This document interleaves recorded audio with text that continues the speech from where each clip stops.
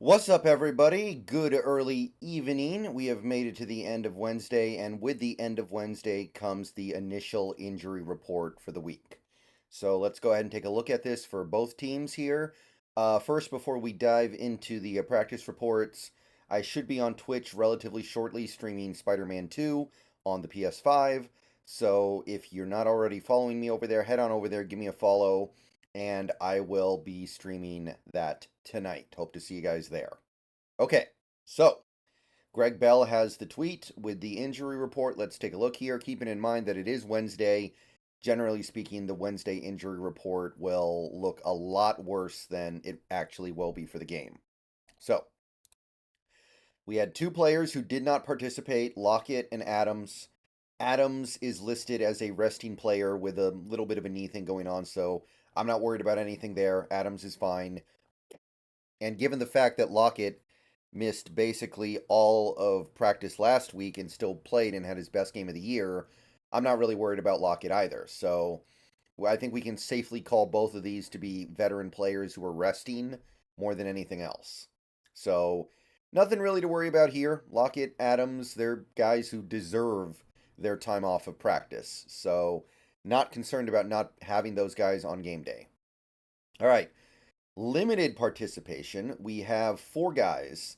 And again, it is Wednesday. So if you're limited on Wednesday, sometimes they're trying to find out where you are, and you end up either practicing the next day if you're good to go, or you shift to a did not participate if they find something. I think that's what happened to Phil Haynes a couple weeks ago. So Phil Haynes, limited participation in practice. He's expected to return this week, but today would have been a good day for them to find anything, if there was anything to find, with him not being quite ready. So this is a good indication that he'll be able to play against the Ravens. Anthony Bradford also limited with an ankle injury, so both of our right guards are a little banged up, but doesn't seem to be critically so. I'd be surprised if either guy missed this game. Obviously, only one guy can start, but seems like both guys will at least be healthy for the game. Boye Mafe limited with a shoulder injury. Again, this could have more than anything. It could just be because he played so much and did so much on Sunday that there's a little bit of a, you're a little worn out when you play that much in a game when you're typically not doing as much as you're typically not doing that much in a game, especially for a guy like Mafe who is still relatively new to the league and hasn't had a big load on his shoulders until, well, this is the biggest load he's ever had because you have no Nwosu and he's your number one now. Jarek Reed, key special teamer, also limited. So doesn't seem like anything too bad here. If any of these guys get put to the DNP list tomorrow, that would be indicative of a problem. But we'll get to that bridge when the bridge is actually in front of us. So this seems all pretty fair. We have a collection of players who are fully participating in practice as well. And of course, that really means everything's cool. Damian Lewis, DK Metcalf, Brady Russell, all listed with various injuries. Notable is that DK Metcalf is no longer listed with a rib injury. It's just hips now. So that's kind of interesting. So I guess the rib injury is cleared up. But the interesting ones here would be Kenny McIntosh and, to a lesser extent, Austin Folu. Austin Folu, I don't know if there's room for him on this team anyway. McIntosh, you could make an argument for. And as near as we can tell, McIntosh is healthy. It's just a matter of, do we feel like we need him yet? Because we have two running backs who are playing well that we really like. We have good kick returners that we like. We have good punt returners that we like. So what is McIntosh left with? Not a lot. So it's possible that McIntosh continues to be a healthy scratch, but I think some people are very excited to see him, and I get it. I mean, odds are good that if McIntosh doesn't play now, he'll get to play later. It's hard for any running back to make it through a full season healthy, and there's a very good chance that one of the two guys in front of him misses at least a game.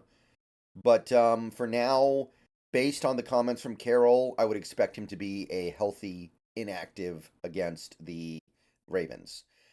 And that's it. That's really good. Odds are good that all of the players listed on the screen right here, all 8 of these guys, are going to be healthy for the weekend. Some of them may not play, like McIntosh and Folu, and while we're at it, Brady Russell barely plays, but they'll all probably be healthy enough to play if needed. And again, we're not worried about these two guys at all. So really, the problem right now is just Abe Lucas, who's not listed here because he's on IR. So we're all the way down to just looking at Abe Lucas and hoping he gets back sometime soon. So this is really good, really positive. Let's take a look at the Ravens side of things real quick here. Their situation is less good for sure. And they don't have the whole thing in this picture, so I'm going to go to this tweet from Jamison Hensley, the Ravens injury report for today. They're actually missing some key guys here, and this could definitely have a pretty big impact on this game this weekend. So we got 6 guys who did not practice. We got 1 guy who was limited and 2 guys who were full. And some of these guys who did not practice are significant. We got Odell Beckham Jr., who really hasn't played all that well this year anyway, but I mean, the Ravens, in an ideal world, the Ravens have him as one of their top receivers. Did not practice with his shoulder. And based on the injury that I saw last week, I don't think he has a great chance of being able to play. You've got Gus Edwards, a running back who had 3 touchdowns for them last week. Did not practice with a toe. Ronnie Staley, offensive tackle, shoulder. Morgan Moses, out with a shoulder. That's 2... I mean, Ronnie Staley obviously would be a pretty big deal to not have. And Morgan Moses, guy I've talked about a lot on this channel over the years, actually. Odafe Owe, outside linebacker, ankle/knee, and cornerback Rock Yassin. I remember scouting Rock Yassin a little bit in the draft a couple years ago, but he's just ill, so he'll probably be fine. Usually these illnesses clear up enough for them to play. Excuse me. But this is significant, and we'll see how this goes the rest of the week. But this is a significant amount of their quality pieces on that Ravens depth chart. Marcus Williams was limited, and he doesn't even have like a listed body part that is injured here, actually, now that I look at it. But obviously Marcus Williams would be a big loss, but he's limited, so I seriously doubt he's going to miss the game. And then you've got Keaton Mitchell and Daryl Worley, who, by the way, Worley's coming off IR. Keaton Mitchell, backup running back. Both those guys should be fine. And I guess Worley is worth keeping an eye on because he is coming off IR. Sometimes you see those guys practice in full and still not play because they have to get back into game shape. But yeah, there's enough going on here with the Ravens for us to keep an eye on for the next 2 days. So definitely going to want to see if any of these guys suit up on Thursday. And if they don't, that'll be a pretty strong indication we're going to face a slightly undermanned Ravens squad. All right, so pretty good, guys. This is about as good as you can hope for week 9 of an NFL season. See you guys later. Go Hawks. More videos tomorrow, again, on Twitch in a little bit here. Spider-Man 2. Hope to see you there.